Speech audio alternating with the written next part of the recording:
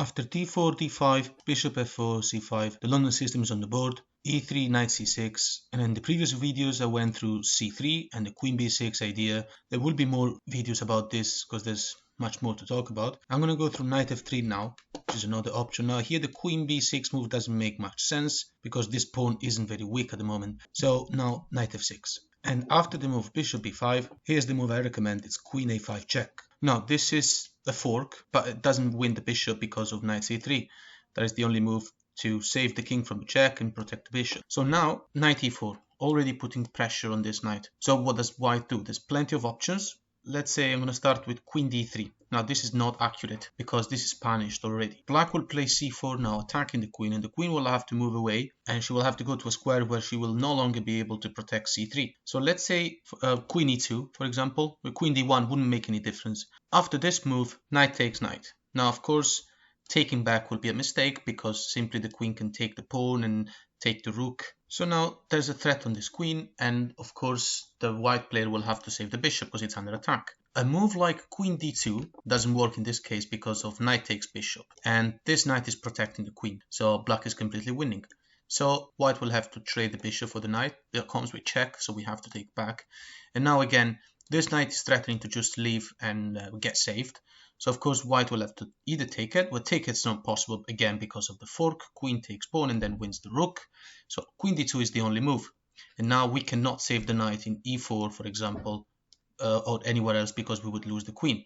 So this knight is gone. We're going to have to lose the knight, but that's fine. Now black continues with this move, queen a4. Now there's a threat which forces white to double up the pawn. White will have to take the knight with the pawn because if queen takes knight, e5, the pawn is attacking the piece. This piece will not be able to move away, so black will be able to win the bishop. The reason why this bishop cannot be saved is because of the threat bishop e4. It's an immediate threat. We will be pinning the queen and winning it. So this forces the opponent to take with the pawn. So I'm going to go through pawn takes knight in a second. First, let's look at this interesting line. Pawn to b3, attacking the queen. And so basically what white hopes is to just deflect the black queen. The black queen will have to move away. And then queen takes knight, hoping not to create the weakness of the c2 and c3 double pawn. So black goes on with pawn takes, pawn takes. Of course, this pawn cannot take because the rook will fall. Pawn takes. And now black continues with queen b5. Again, this is still continuing the threat. White queen cannot take the knight because of e5, attacking the bishop, and then bishop e4 winning the game. So let's go back a few moves. Now here, white has to take the knight with the pawn. And now the weakness in the c2 square is being created, and black immediately goes for it. So at the end of this, after about like 10 moves, black is already winning a pawn and going to a dominant position. This pawn is going to be taken. The rook cannot go to c1 because then this pawn will fall, and then this is already a passed pawn. I know it's not a very dangerous pawn, but it is going to keep going, and the black player will still be putting pressure on this pawn no matter what. So even if queen takes and then even if white castles, there's no problem in the rook going to a1 or something because the queen will just go take the pawn, trade, and then beat 2 pawns up, easy endgame. Also, the lack of pieces around the opponent king makes it not a problem because black will be able to castle in very few moves. E6, something like bishop to e7 and castle. There's no attack also because the game is pretty closed in the center and this queen has no freedom at all. So this pawn's advantage will be enough to have a winning endgame. So white can't really defend this pawn in c2. We will take it. So the only thing left to do for white is to simply castle, go on with development, and now black takes this, and black is up a pawn already. So the game is not just fine for black just because of that extra pawn, but also because, well, black has the bishop pair, huge control over the light squares in the center, and most importantly, the white rooks are compromised. They can't really develop. So these rooks are not going to be able to develop, and this bishop is going to reach d3 and just sit there forever. So let's make an example. Let's say this rook goes to c1, attacking the bishop simply goes to e4. The reason why we can't really go to d3 immediately is also because of the knight. He's going to attack the bishop, then we have to move again, and then maybe f3, and the bishop will the black player will start losing control over the light squares because white will be challenging it. So bishop e4 just does it, and black continues like this. Now the thing is, this rook will never be able, the a rook will never be able to go to b1, will never be able to be developed. Black's goal is to play e6, which will inevitably happen because the game is completely closed. This queen is so weak, and after e6 and bishop a3, the c rook will have to move, and black will be able to exploit the paralyzed position of the white player. So for example, after e6, and there's nothing that white can really do to stop the development of the dark bishop. So after bishop a3, I know I'm going on a few moves without white moving, but there's nothing really that white can do to stop these moves. And well, this is the plan. The bishop goes in there. It will have to attack. It will attack the rook. The rook will not be able to go to b1. It will have to go to, let's say, d1, for example. Now we can just trade. The queen here. Well, if the trade happens, then bishop here, and there's no way to save this rook. So let's say rook goes here, but then we can play this, and this rook is trapped. Also, the trade cannot really be stopped, also because, I mean, if the queen were to just move, then this move will happen anyway. Right, let's go back a few moves. In this position, let's say the a rook goes to c1. Now we can't take the pawn because there's double attack on the bishop. The bishop just goes to, let's say, even f5. Black doesn't have to worry about the attack on the bishop that can happen because of bishop d3. In this case, the knight doesn't have access to e1 to attack the bishop again, so we're not really wasting tempos. We're attacking the rook, and after the rook moves, let's say to e1, it doesn't really matter too much. e6, bishop a3 will be achieving the exact same thing. So back at the starting position, after the bishop b5 move, queen a5 check, knight c3, and knight e4, putting pressure on the knight. So we saw how queen d3 is a weak move that closes the queen up inside her own territory and makes it a very weak piece. So let's say white simply takes the knight, which is going to happen anyway. Pawn takes back, and just to make an example, let's say pawn takes here. Now, of course, we're not going to take back because then we're not pinning the knight anymore, and the white player will be able to release the pressure, take the knight, double up our pawns, and that's not good at all. So now we take the knight. Of course, the white player knows he's not blundering a piece. Queen d2 comes. Now this is a move that everyone needs to know. It's the kind of move that, you know, it looks like you lost a piece, but actually you're just pinning the piece and you will recapture it later. Now how do we continue? Well, the move now is this: f6. The idea is to play e5 and then bishop takes pawn. All of these ideas are potentially happening. They don't have to happen. It depends on what white does. But f6 is a very good move, and it aims at increase the control of the black player over the dark squares. So when you put pawns attacking a specific color of a square, then the opponent bishop will become less effective, at least in the middle game. So what does white do? Well, white has to take the knight. So how? If white takes the knight with the pawn, he's got a triple pawn. It's giving black two even more powerful bishops, because there's going to be more space, less control of squares, because this triple pawn will be controlling nothing. So, well, let's say that white takes like that, then e5 comes, bishop g3. Of course, white will have to save the piece, and now bishop a6, stop the opponent from castling. And of course, castling longside will be just terrible because of the easy infiltration of the queen, the bishop, and well, this rook is now able to go to b8 because this bishop is not attacking it anymore. So that means that this rook in h1 will not be able to play for a very long time, maybe not at all. So now the only move that makes sense to continue with for white is c4. This is a computer move. The idea is to trade queens, which means there would be less threats for the unsafe white king, and also probably just try to take the pawn and release the control of the center, create a passed pawn. So that is, you can clearly see why that's the move that the computer chooses to play. c4 makes perfect sense. But now the queen goes on, takes the pawn in c5, and now this white pawn in c4 allows white to castle, but then queen takes pawn, keeping the pawn structure safe. No need to break your own pawn structure. But now black will go on to a better endgame. Black has the bishop pair, white is down a pawn and he's got an isolated one, so it's going to be favorable for black, of course. So let's just go on maybe a few moves, something like rook f to b1, trying to double up the rooks, maybe rook b3 and rook b1 or something like that. Bishop d6, and after the best moves, queen to a5, putting an attack on the bishop, the queen will not be able to take the pawn in c2. So after bishop c8, white can't really activate this white bishop, and he's got two useless rooks. So after knight to d2, black player just needs to go and force a swap of queens, and whenever that happens, then black will be able to go to play a favorable endgame. After queen to a4, only move that doesn't force the swap of queens, black can just castle and everything's just fine. Knight b3 maybe, but then queen a3, and the swap of queens is happening. Black can give up the pawn in c6, but after bishop to e6, after a move like queen b5, development of the black player is complete, and it's not going to take long for these two bishops to become more and more powerful. So here we are again, after a move like knight e4, attacking the knight, then bishop takes, and pawn takes here. Black takes the knight, queen d2, and of course the move now is f6. Let's see what happens after, earlier we went through pawn takes. What happens after queen takes? Well, we take advantage to triple up the opponent pawn. So queen takes, and now e5 comes, only move is bishop g3, and now black develops the bishop like this. So these two pawns are isolated, except this is actually even easier endgame to play because there's no queens on the board, so it's going to be easy to capitalize on these pawns. So after castling, black simply plays bishop to b6. The idea is to play bishop a5 and take the free pawn, and then eventually have this huge control, especially after bishop a6, have a huge control over this file.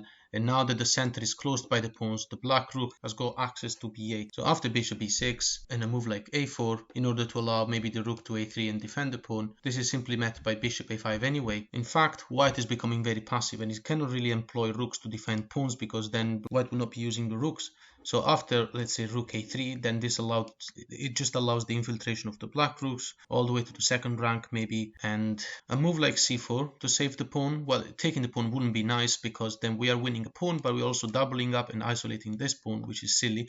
Black goes on by pinning it, just like in the previous example, very similar pattern, bishop a6 pinning the pawn, and now black is completely winning. Right, so going back a few moves, after bishop takes pawn in c5 and white castles, we know we have to go on with bishop b6 with the idea of bishop a5 and then take the... White can try to maneuver this knight, also because this bishop is going to be unemployed for a long time, and white wants to get this knight to become useful because from f3 it was not able to go anywhere. So after knight to d2, black continues with h5 because we know that the king has castled on the king side. We're going to have to start throwing our pawns. After h4, stopping the race, bishop e5 attacking the pawn, and now the white player will not be able to go with the same idea as before, because not only because of bishop a6 but also because the knight is under attack by the bishop in that case. So after knight b3, bishop takes pawn, and now white has to save this rook. But after bishop f5, there's going to be a lot of pressure on this square, and it's going to be impossible for white to stop us from winning even more material. So a move like rook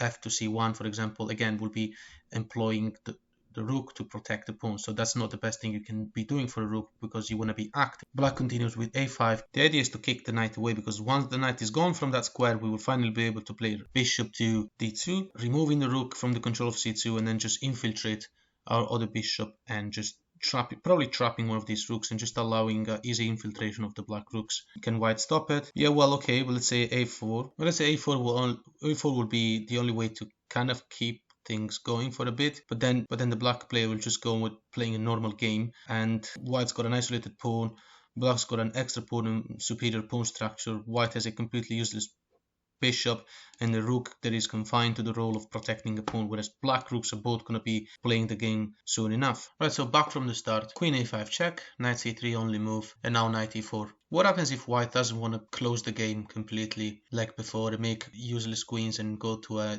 inferior pawn structure? What happens if white just castles now and says, yes, I might just get some activity? Black takes knight in c3. Of course, the pawn would not be able to capture because of the bishop, so the bishop is forced to take. Pawn takes, and now pawn takes. Well, the black simply wins a pawn. But at least, unlike the previous situations, this rook will be able to play, go into an open file. Black's bishop is not developed. The black king is not really near castling.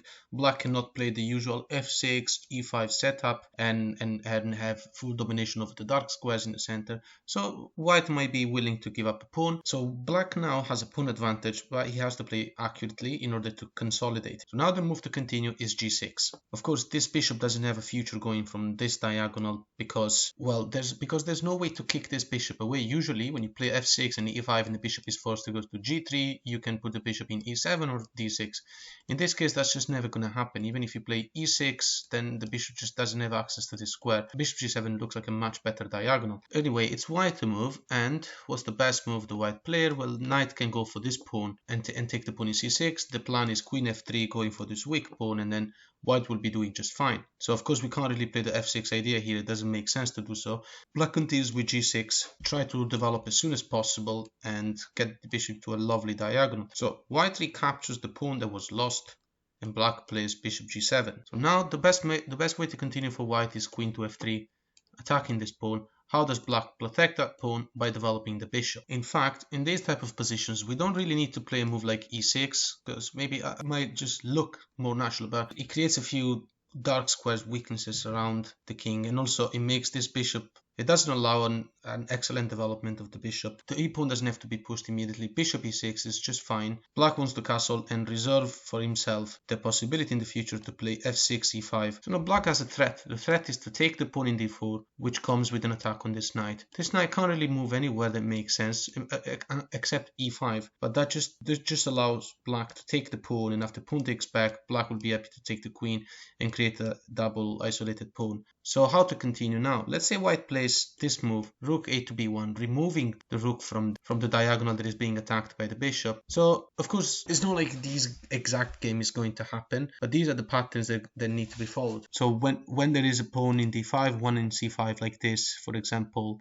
it's a very Sicilian-like idea to just use the c pawn to take the d pawn, and now white player has to take with the knight, otherwise queen takes knight. So after knight takes, then we can give up the bishop as well, because now we are producing, after queen swap, we are producing a double isolated pawn. We're going to hit those pawns very soon. So how does black continue with such a structure? The best thing to do in order to be as active as possible is to play g5 now, because, well, the bishop can't take the pawn due to rook g8 winning the bishop, and so that the bishop will have to move. Black will be happy to put the rook on the g file and then push a pawn, push h pawn eventually. Well, it depends on what white does. Now, of course, we're not going to be memorizing every possibility because that's impossible and it doesn't make much sense, but the patterns are going to be the same. Once we have created this weak pawn, let's start throwing our pawns and try to open the files in order to infiltrate the rooks. So after, let's say, bishop goes back, we play h5, the typical move. And a move like bishop e5 maybe earlier on, it would have lost the tempo anyway. Black can either play f6 or even rook g8. Doesn't make much difference even. Well, let's say white can't push the pawn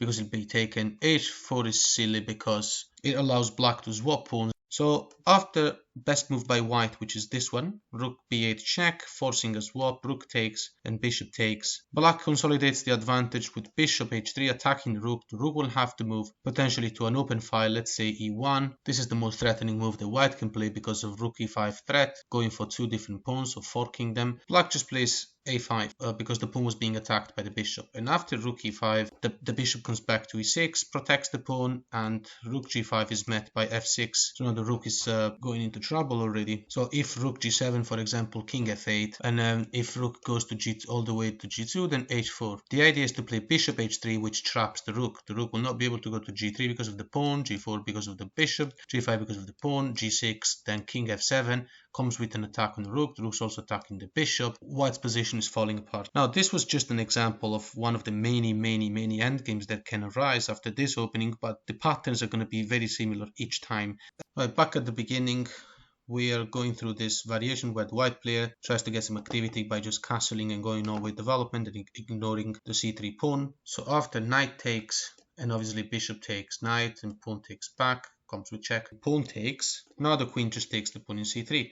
And after knight e5 attacking the pawn, we said that we're going to play g6. Ignore this backwards pawn for the sake of developing the bishop into a very threatening diagonal whilst keeping this idea of c takes d4. So after g6 and knight takes, bishop g6. What happens in this scenario? Let's say bishop goes to e5, tries to nullify the power of this g7 bishop, create a weakness on the dark square around the black king, which is definitely going to castle this side eventually. And in case the bishop were to take, then the knight will be sitting in a very good square. So what do we do now? Of course, we play f6. We don't trade this amazing bishop for this one. So after f6, the bishop will have to move. Well, of course, the bishop will have to go to g3 because going to c7 means that after pawn takes, there's going to be queen's attack on the knight, and the bishop here is not going to be good. Bishop g3, pawn takes with an attack on the knight, which means the knight will have to go back and take the pawn.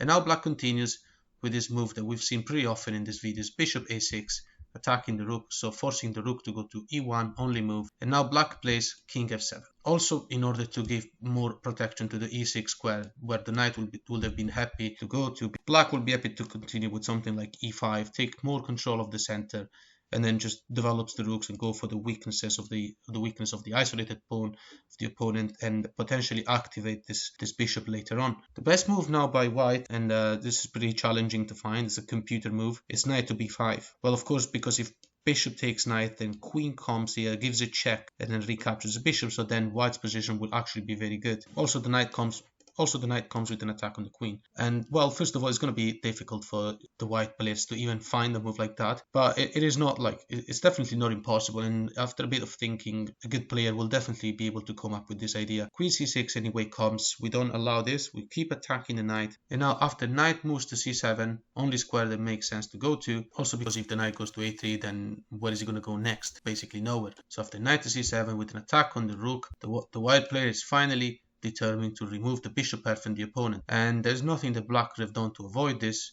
Black will continue with rook to d8, saving the rook of course, and now the knight takes, the queen takes back. The weakness of the white player consists of this isolated pawn. But it's evident that the black bishop is going to be stronger than the white bishop, and that black's rook is going to be active very soon. As a matter of fact, this rook doesn't really have an access to b1. So a logical move by white here would be queen d3. The idea is to reunite the pawn structure and play a normal endgame, and also allow the rook probably to double up and start putting a bit more pressure on the d5 pawn.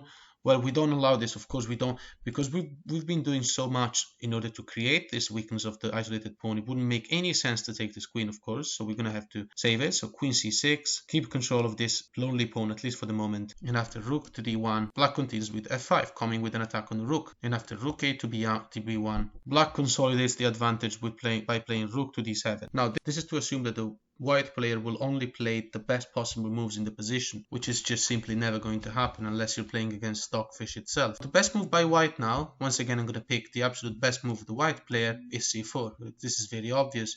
We can't take the pawn with the pawn because we'd lose a rook. We can't take the pawn with the queen because we'd lose a rook. And so c4 is fully determined to take this pawn, reunite the pawn structure. So what does black do? The only move that makes sense to finish the activation of both rooks, and after pawn takes, queen takes back. And black's advantage, even after all the swaps, consists after simply having the possibility to reach the opponent's territory one tempo before the opponent can. This is inevitable now already anyway, because wherever the queen goes, we can just take the rook with check. So after queen takes and rook takes, now we have a double attack on this rook, and if white plays passive, something like this, we're going to infiltrate our rooks, and that's not going to be nice. And so after the swap, rook takes, black's got higher chances of winning this endgame because of a more active rook, and also there's a background weakness, so the white rook will not be able to go anywhere at the moment. So after a move like h3, this will simply lose the rook here, a5, winning this pawn, whilst the rook is protecting here.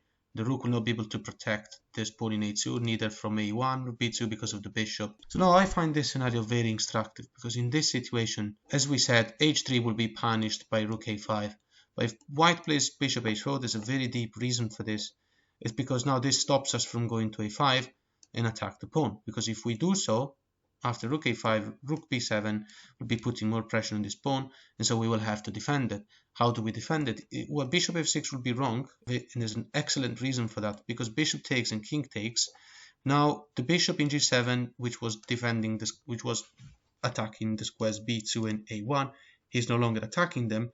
So after rook to b2, there's no way for us to take this pawn. White can just play passive, and this is meant to be a draw, of course.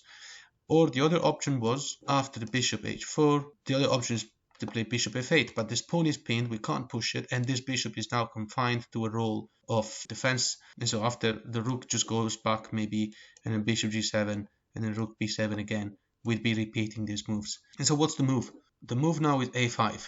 So after bishop h4, the move is a5. And now that our bishop is still attacking the two crucial squares from which the white rook will be protecting the a2 pawn, our goal is to play rook to a2, rook to d2, and attack that pawn. Right from the start, just to recap each time, queen a5 check, knight c3 and knight a4. After castling, the black knight takes, of course, and a bishop takes, pawn takes, and after the pawn takes back, our move is very simple, we go and take the pawn. Knight e5 comes with a threat on this pawn, we're going to have to leave it because we're backward in development. So after g6 and knight takes, play bishop g7. Earlier, the previous line, we went through bishop e5. What happens after the knight just goes back to e5? Well, in this case, we just simply go on and castle. Now, in this case, we don't really have any material advantage, unlike all the previous lines in this video. So right now, we're going to have to play very accurate, but we should be able to make use of our position better than our opponent, simply because we've got the two bishops. So if we manage to open up the game, we should be going to a favorable endgame, plus we have this usual attack on the c2 square. So after a move like rook to b1, activating the rook, black plays rook e8. The goal is to play f6, and then after knight f3, we can take the pawn in d4. And then the knight will not be able to take back because of e5, which forks the two pieces. And I mean, the pawn could take back, but then black has a sequence of threatening moves like bishop f5, going for this pawn, rook having to get passive just like it happened before. And then after e5 and a bunch of swap in the center, this bishop will become very powerful, and so will this rook. So in order for this position not to fall apart, white will have to take with the queen, but then black plays the usual queen c6. And now a move like f5 is a threat, and black will go on with the game with bishop f5 and rook c8, putting more and more pressure on this pawn and going through similar patterns as before. Right, going back a few moves, the queen had just taken the pawn in c3, and after knight e5 going for the c6 pawn, g6, knight takes pawn, g7, and after knight goes back to e5, black will castle, rook to b1, and rook to e8. So we know what the goal is, as we just saw. Okay, so let's say white tries something else, something like queen to d3, for example. So, well, I mean, this game is, I just want to say something, this is the London system, so it is definitely the least entertaining and the least sharp thing that you will ever see in my channel. But unfortunately, it has to be done, of course, because it's important, because so many players are playing this system, unfortunately. So the advantage here will be taken just on the little things. There's not going to be any tactic or any particularly fancy move, rather just advantage to be grabbed in the small details. So let's look at this, for example, queen d3 move. Let's say what happens after a swap of queens in case black wants to, I don't know, go to a drawish end game, maybe try to, also because the black queen is in a better position than the white one, and also white will want to activate his queen anyway. So, well, this is met like queen takes, for example. Now the knight cannot take back, because then there's going to be a double attack on the d4 pawn with the pawn in by the bishop, and if the pawn takes, white might think about having opened another fight for the rook and possibly a bit more control of the center, but now black continues, more control of the center with the pawns, but now black continues with g5. And now the bishop will have to move. The bishop cannot take the pawn due to f6, attacking and winning a piece.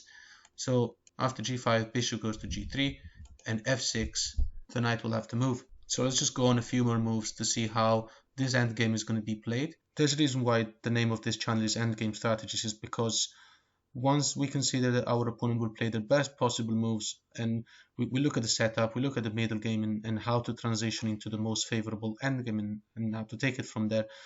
So as I said a million times, we're not going to be memorizing lines or hoping that these games will go the exact way we want them to go.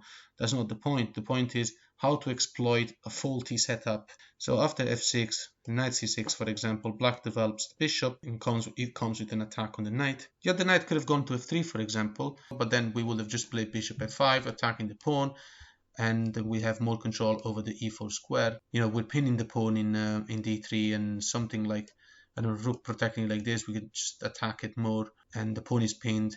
Something like rook here, that we can think of removing the knight from defending the d4 pawn, that we can think maybe pinning the knight. And so yes, there's lots of different ideas, and I'm not going to go through all of them because that's impossible. So let's just see how this endgame usually looks like against this specific variation of the London system. So after bishop to d7 and knight to a5 only move, bishop f5, so reaching this square, going for the weakest pawn, rook f to d1. In this case, it's not met by c4 because of e4. And after pawn takes and pawn takes, then the knight will be able to take this pawn, and so we're not really achieving anything. Actually, I think we're just making it worse. So in this case, we just take the pawn, and after pawn takes, black will go on with the bishop pair and the superior pawn structure. Let's just go on for like just a few more moves. Rook a to c8. The goal is to go to c2 and then eventually transfer the other rook. An idea that looks like it makes perfect sense by white is like rook to b7, rook in the 7th rank, attacking this pawn. But the thing is, this is met by bishop takes pawn because there's a back rank weakness. So what can white do? So there's nothing that white can do to prevent black from taking the upper hand in this situation. A swap of rooks is just favorable because of rook takes, and bishop takes. Black will be able to easily get this rook active, also because white has a back rank weakness. And a swap with e5, for an idea like e5, pawn takes, or even without the pawns taken, will allow black a passed pawn. One more example of such a scenario is like after bishop to f5, if white tries to protect the pawn with the b rook, which it will make less sense, to be honest, because that was the rook in an open file. If white protects it like that, then a similar thing. Pawn takes, isolate the pawn. And now the idea is to play rook c8 and then go to the c3 square to put more pressure on this pawn.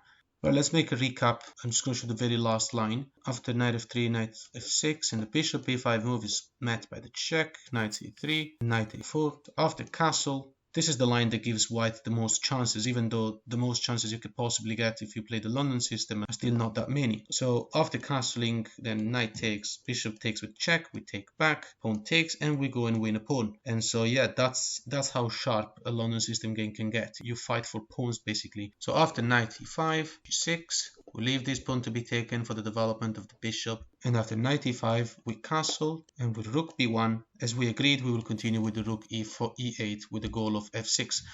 So the best move now by the white player, this is a computer move, is rook to b5. The idea is to take this pawn, especially exploiting the fact that this black bishop happens to be on another diagonal. So the best thing to do for white was to transfer the rook away from the risk of being on that diagonal and bring it all the way here to target this weak black pawn on a dark square. So after rook b5, black takes the pawn takes back, black continues bishop f5. As we've noticed since the beginning of this video, in this type of variation with bishop b5 move, the whole game will be focused on this c2 pawn. So now white plays rook c5, best move as well. I'm just showing a bunch of best moves played by computer to see what will be the most accurate ways for black to transition into a winning endgame. Black goes on to a3, now attacking another weak pawn, and after the logical c4 move, removing the pawn from the attack of this bishop and try to break the center, black takes the pawn, and after knight takes back, attacking the queen can finally take this pawn and continue with our lovely passed pawn and the bishop pair. One more move that has to be seen in this exact position is queen d2. The idea of white might try to remove the bishop pair from the opponent, try to force trade it or something like that. Then black again just goes for this pawn, and after bishop h6, black goes on with rook to c8 and starts swapping pieces because black has got an extra passed pawn. The threat here is to take the rook and double up and isolate these pawns. So after rook takes, for example, which makes sense, rook takes back. Again, we're going for this square, and nothing stops black from eventually reaching it. So the c2 square was the absolute protagonist of this video.